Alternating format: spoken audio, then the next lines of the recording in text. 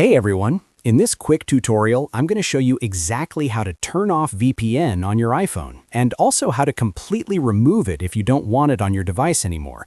So if your VPN keeps connecting automatically or you just want to get rid of it, follow along step by step. All right, let's dive in. First, open your Settings app on your iPhone. Now scroll down a little bit, and if your VPN is currently active, you'll see a VPN option showing that it's turned on. Simply switch the toggle off to disable it. Now, if you want to completely remove the VPN so it doesn't reconnect again, tap on General, scroll down and tap on VPN and Device Management. Next, tap on VPN, and you'll see a list of all the VPNs installed on your iPhone. Tap on the small info eye icon next to the VPN you want to remove. Then tap Delete VPN and confirm by tapping Delete again.